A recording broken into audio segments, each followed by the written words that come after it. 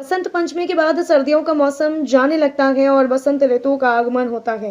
इस दौरान मौसम में होने वाले बदलाव के कारण लोगों में सर्दी जुकाम, खांसी, सांस लेने में परेशानी जैसी तकलीफें देखने को मिलती हैं। आज लखनऊ के जाने माने होम्योपैथी डॉक्टर डॉक्टर पीके शुक्ला इस बदलते मौसम में स्वस्थ रहने के लिए क्या सावधानियां या बचाव करने चाहिए, ये बता रहे हैं। नमस्कार दोस्तों, आज की हमारी चर्चा का विषय है इस बदलते मौसम में होने वाली बीमारियां, बचाव एवं होम्योपैथिक उपचार।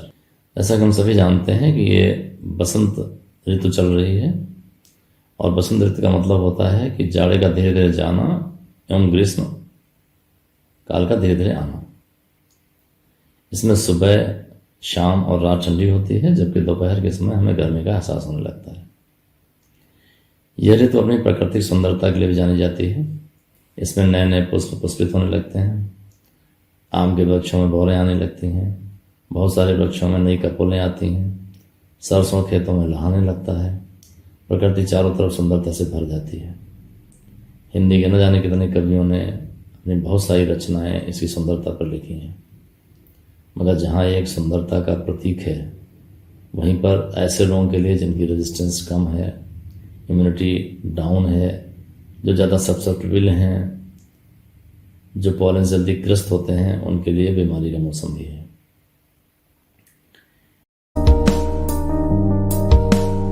मुख्य बीमारियों में नज़ला जुकाम यानी कॉमन कोल्ड, खांसी यानी ब्रोंकाइटिस, सांस लेने में तकलीफ यानी अस्थमा, COPD, जहाँ क्रॉनिक ऑब्स्ट्रक्टिव पल्मोनरी डिजीज़ पैदा हो जाती है, ये इस मौसम में मुख्य रूप से होती हैं। हाँ, एक बीमारी और है जिसे हम अर्टिकेरिया कहते हैं, जिसमें लाल लाल चकत्ते सारे बदन में आने लगते हैं, स्किन रेसेस आने लगते हैं। ये भी इस मौसम में ज़्यादा होती है। ये मौसम चिकन पॉक्स के धीरे धीरे आगमन का, मीजल्स के धीरे धीरे आगमन का भी है।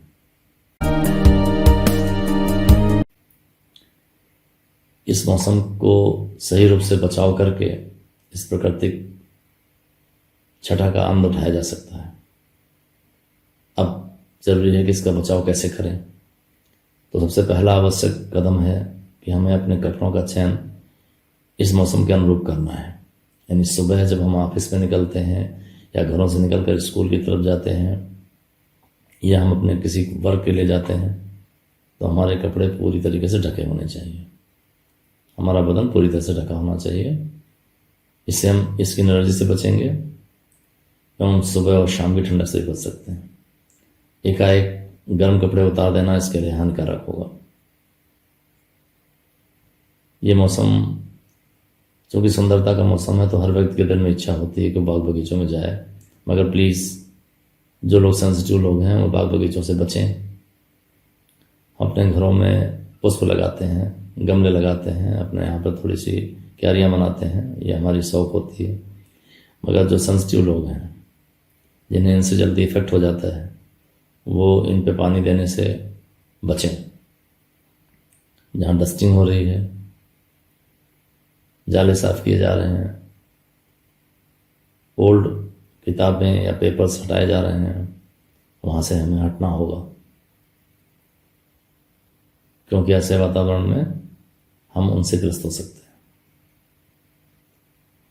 जब घर के बाहर निकलते हैं तो हम ऐसे ट्रांसपोर्ट का चयन करें जिस ट्रांसपोर्ट में हमें ज़्यादा एक्सपोजर ना हो।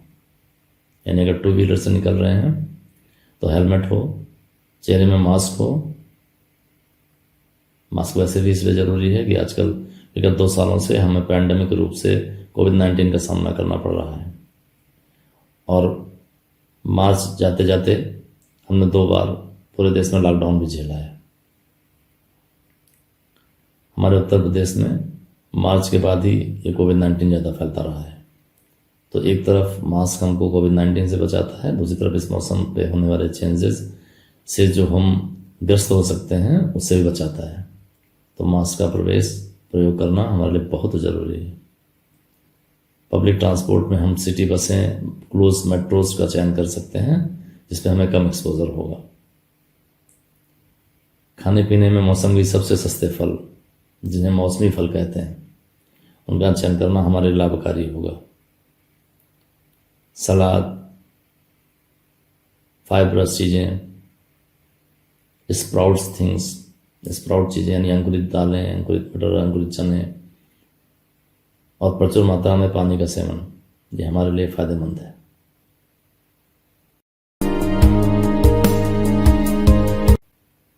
अब बचाव के साथ साथ बात आती है कि हम ऐसे होम्योपैथिक उपचार कैसे कर सकते हैं।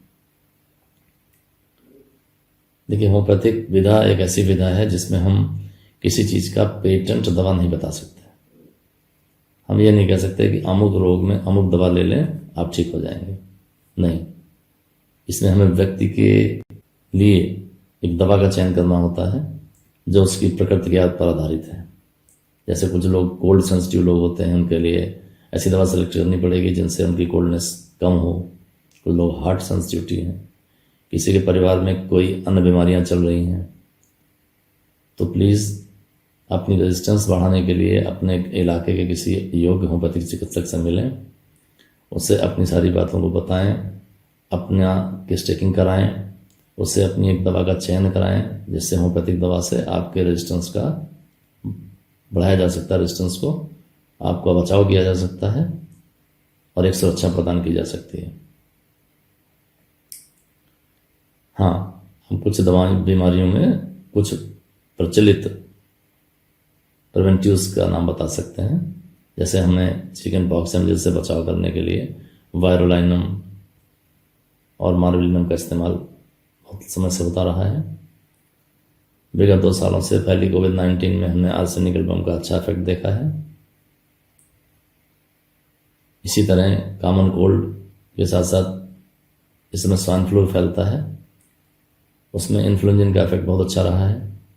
मगर फिर भी हमारी राय होगी कि आप अपने इलाके के किसी अच्छे योग्य होम्योपैथिक चिकित्सक से मिलें, अपनी बातों को उसके सामने रखें, तो उससे एक अच्छी दवा का चयन किया जा सकता है।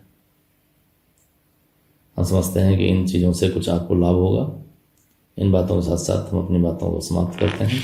जय हिंद, नमस्कार।